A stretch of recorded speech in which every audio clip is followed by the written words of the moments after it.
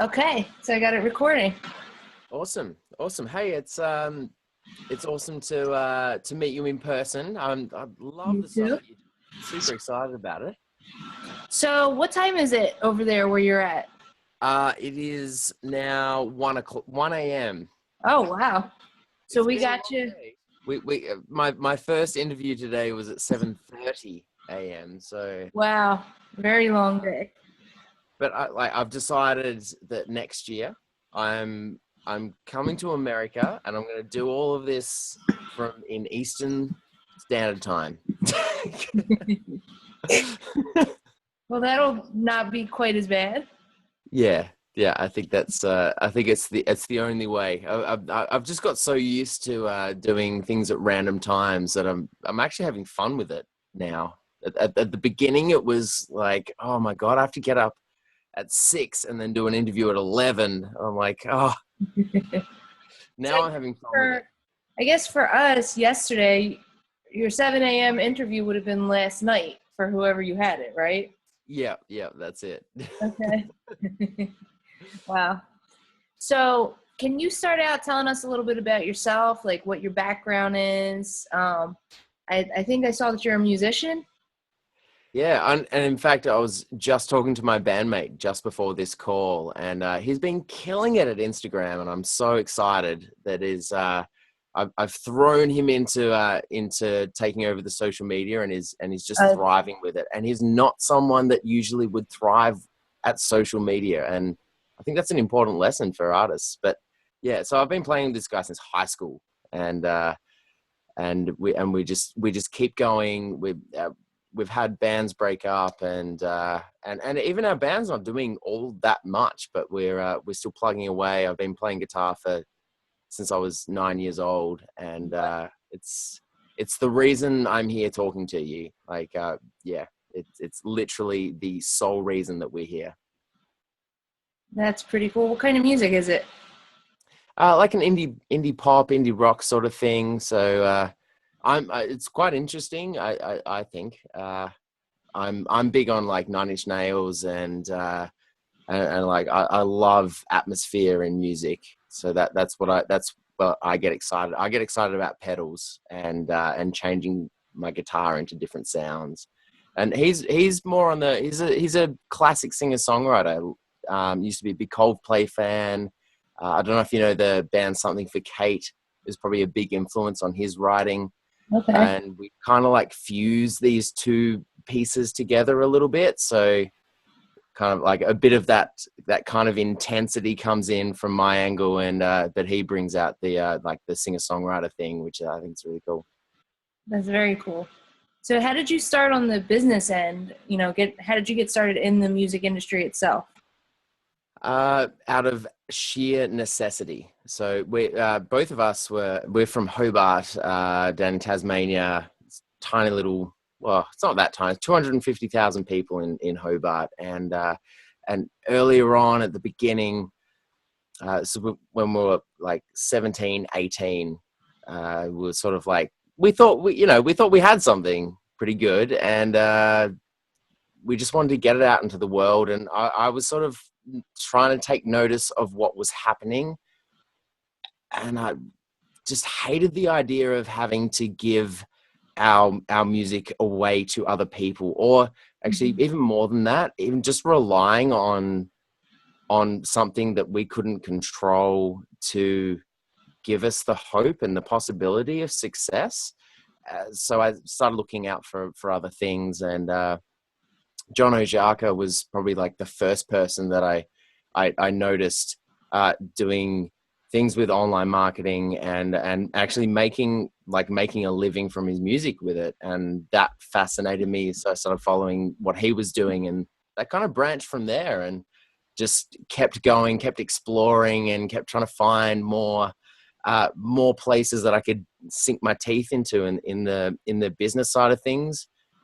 And I'm not a business guy, and like naturally, really, I just find it fascinating because like the more you dive into something like that, it started to feel the same way as when I was learning guitar. Like it's a bit uncomfortable. This is a bit weird, but I feel like it's a good thing. So I'm just going to keep going with it. And then I found some, like after working on a lot of different projects, started to be like, hey, this is actually kind of cool. Like there's some really interesting stuff out here. It appears to me that you're also a bit of an internet marketer. I'm wondering how you got started with that side of it. A little bit later, I'm going to ask you a couple questions. You had a couple similarities with things that we do online. I thought that was really cool. Yeah, I'm so excited to like learn more about what you're doing and work together. That's one of the things that I'm so pumped about with the summit. Really is just like bringing, like there's so many of us doing similar things, and I think that's amazing. At the beginning, I thought that might be a competition, in the same way that I think an artist often thinks that can be a competition, but Right. it's not. We're all far better if we work together. But um, yeah, I digress. The reason I got into it was after I started. I was managing bands for a while, and I was kind of like have a bit of an analytical brain, so I find it quite easy to, once I dive into something, I enjoy it, and then I can go, oh, okay, cool, this works. So I'm going to show you guys how to do this. And I was just doing that with some bands that I was managing, and finding a lot more traction from doing online marketing stuff with the bands I was managing than all the other admin work I was doing on the back end. Like the hours and hours that was going in to basically try, and they're like all baby bands, Right. great bands, but you know, like all the work that went in was 90% admin, and the small little results that were coming out were their online marketing stuff that I was just playing with. And I just wanted to keep going with that. And so like solely out of trying to find a way to make the internet work for the bands I was managing in my band, then I started to get fascinated in, well, maybe I just kept pursuing it, and then kept finding other things that would be like similarly fascinating for my own career as well, I guess. Okay. So I noticed on your site you used the phrase "we'll connect the dots." We actually have a tutorial on connecting the dots ourselves. It's like a 30-minute long tutorial for our artists. But I was just curious what that phrase means to you. I think that's so cool. Like the similarity is awesome. Uh, for me, it was interesting because I was, and I've got to say, I wonder if there's something in the back of my, like, you know, your subconscious picks up on things, and then sometimes it comes out again. So um, I'll get back to that in a sec. But the thing that really connected with me as I was piecing, because I've been doing launch strategy for artists for ages, and I was really seeing how there's this place we want to get to, and there's a place we're at, and there's just those few little stepping stones that really get there. And the smaller you make that kind of like little pathway, the easier it is to figure out that, well, hey, we're just going from here to here, and that's all we need to do. And we don't need to do like a billion things to be able to go from A to B. Right. And I was like, I want to explore connecting the dots between where you want to go and where we're at. And it wasn't actually that long after I put that up on my personal site, which I know is still there, because I still feel that we're always connecting the dots, aren't we? But not that long after, I noticed Andrew Apanov's dotted music thing, and I loved his stuff for like ages before that, and that's why, and I saw that, and I'm like, oh my god, did I accidentally kind of connect the dots between his connecting the dots? Right. And I'm like, I've got too much going on right now. I can't change that, and it's still there. But I think it's a great phrase. I mean, it's very, very effective to illustrate what you need to do.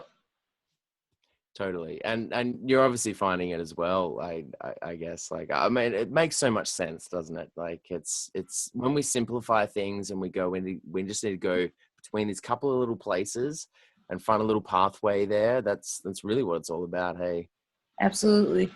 I've been checking out the Music Launch Hub, and it seems like it's very supportive, and everybody there is kind of expressing who they are, where they're at, and getting a lot of support from the rest of the group. And I feel like it's not necessarily all the way that it is in the music industry. It's kind of very competitive, a little bit stressful.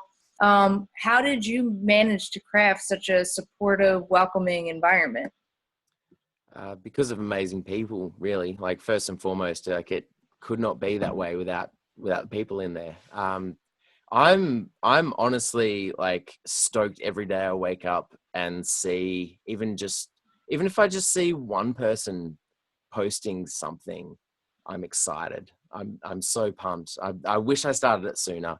And to anybody watching this who has an idea about starting something, start it sooner, because I had the idea well before I started it. I didn't have the guts to do it. And so just do it, because you never know what's going to happen. The reason so I went in with the intention, and a really strong intention of wanting to, I knew what I wanted to make. And if 3 people came in, that was going to be enough for me. Like, I wanted, if it was just going to be me and you and a couple of other people there having a chat about bringing the industry together, I would still be there doing it. And I committed to that, and I knew what I wanted to make. And that's really it. Everything else has sort of come in. It's beautiful that there's a lot of people that also want the same thing. Diving a little bit deeper than that, though, I did have a very clear idea about what I wanted people to do before I went in there, and which is totally from Seth Godin's idea about tribes, starting up a tribe, like make a place for people and give them something to do, give them something to work towards. So I was actively out there. I was thinking about what Bernie Sanders was doing at the same time. Like, I've been really looking at how people start movements and the similarities between us as humans. Like, there's so many like, we're all so similar.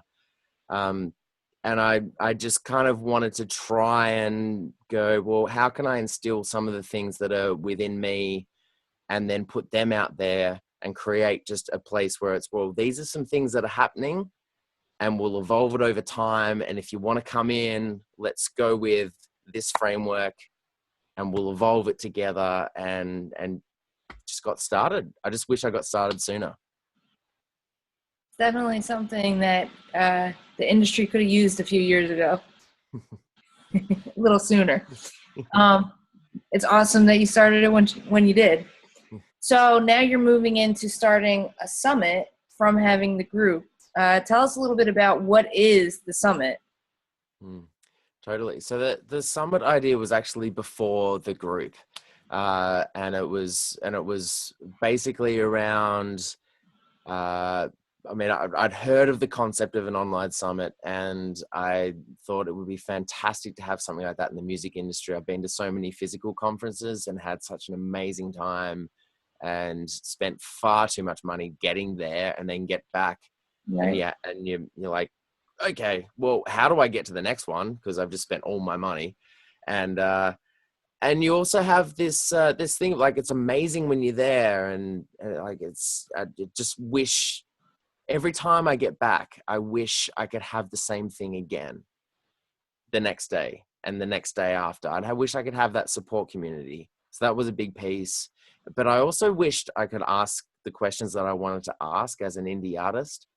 And I know, and being there with like my friends and stuff, and I'd see them, we'd walk out of sessions together, and they'd go, I'd just be like, well, we didn't really get the answers that we wanted, that we're expecting. And so, I don't know if I've got all the answers with this summit, but I really hope that they're answers that indie artists want, because I'm an indie artist. So the idea was literally around that. That's why I thought it'd be good for regardless of where you are in the world, to be able to just rock up get the inspiration that that that might fuel that next idea, and have a support community on the side. That's the aim mostly, and the reason why it's free and there's a VIP thing is, being an artist as well, I like each sessions are only up for a few days because I want people to be like, well, I got to do this now. I got to go now and I got to action this. And I honestly think if anybody's watching and they want to come along, watch 10 minutes of something at the least and action it is going to be better than watching 40 hours.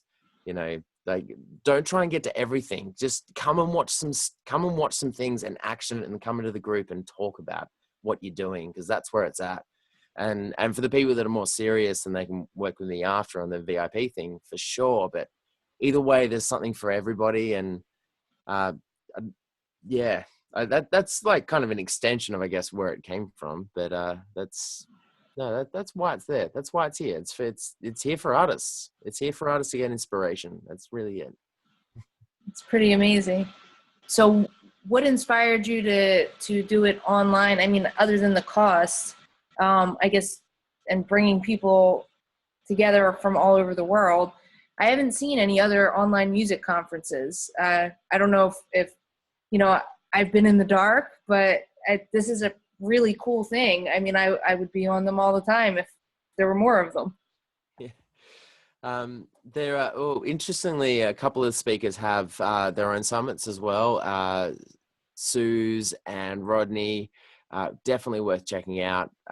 Like their sessions alone are awesome, and they've got summits. So I mean, like, it's a thing that you see. It has happened.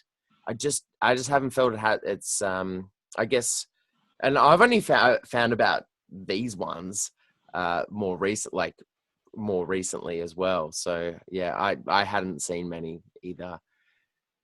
I think there should be more. I think anybody can make something like this if they have a reason to make it, and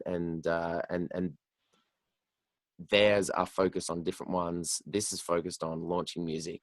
But I guess, I mean, there's like this streak in me, which is always wanting to do something bigger than what I'm probably even capable of at first. And I've had to bring in people to make this happen, even after like it started rolling along, because I'm like, this is bigger than I ever imagined it to be, really, at the beginning. I do want it to be a physical event as well. I don't know if I have the guts to talk about the vision for what I want it to turn into, because that's actually I don't know what our next question is going to be, is what your vision is for the future. Oh, no. Yeah, I can't. Maybe I can. Okay. Well, this is super exclusive then. I actually haven't told anybody apart from like a couple of people close to me about what I think this might turn into, but I love the idea of like physical conferences like South by and Big Sound here in Australia, and they bring people from around the world to one place. I really want to celebrate what's going on in a community, and that's why I want to start this online, create a community online globally, and always have that as the central hub. And I really, really love the idea of if honestly, if there was 2 of me or 3 of me, there would be shows happening at the same time here in Melbourne. There would be panels happening with the Melbourne speakers, and there's a bunch of amazing Melbourne speakers from Melbourne and Australia on here, and they would be speaking.